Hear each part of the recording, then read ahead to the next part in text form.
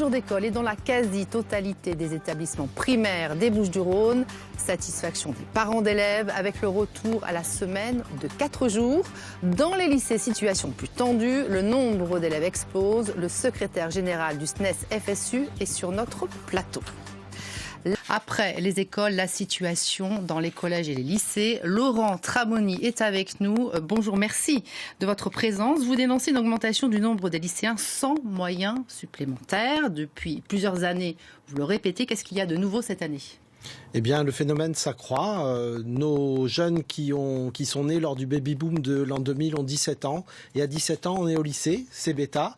L'éducation nationale ne l'a pas prévu, puisqu'en quelques années, le nombre d'élèves a augmenté de 10% dans nos lycées. Et les moyens n'ont pas suivi, 5% seulement.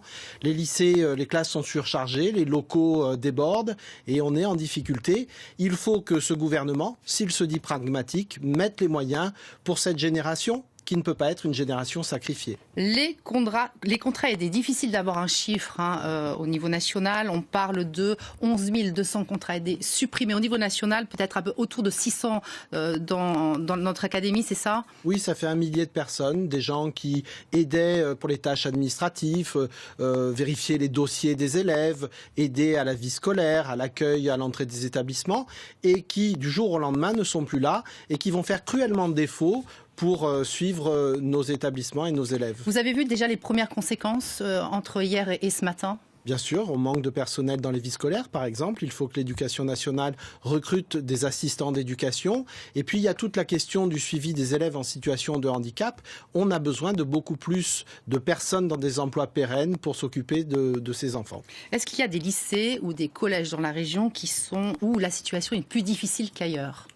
Particulièrement dans les lycées généraux et technologiques, alors on peut en citer plusieurs. En collège, la situation, les effectifs sont stables, mais on est encore en train de digérer les conséquences de la réforme du collège de l'an dernier, avec un assouplissement, mais aussi la volonté d'accroître l'autonomie des chefs d'établissement, ce qui nous inquiète parce que ça consiste aussi à mettre en concurrence les élèves et les établissements entre eux. Dans un livre très médiatisé, Principal de collège ou imam de la République, un ex-principal de collège marseillais dénonce la montée du fanatisme religieux dans les établissements scolaires. Est-ce que vous avez des exemples ? Écoutez, tout le monde sait bien que nous sommes confrontés à deux phénomènes qui sont différents. Le premier, c'est l'extrémisme que tout le monde connaît, en particulier suite aux attentats. Et puis, il y a autre chose sur lequel travaillent au quotidien les professeurs et les équipes des établissements, c'est la montée du religieux, de toutes les religions d'ailleurs, dans notre société. Et forcément, ça implique un travail pédagogique différent avec les jeunes que nous accueillons dans nos établissements. Un mot pour définir votre état d'esprit, l'état d'esprit des enseignants pour cette rentrée 2017, un mot ? Eh bien, écoutez, les enseignants et les jeunes qui font leur rentrée actuellement, je leur souhaite une bonne rentrée, savent bien que les profs sont compétents, sérieux et dévoués, mais il faut que leur travail soit reconnu et le gouvernement n'en prend pas la direction manifestement. Merci beaucoup, Laurent Tramoni.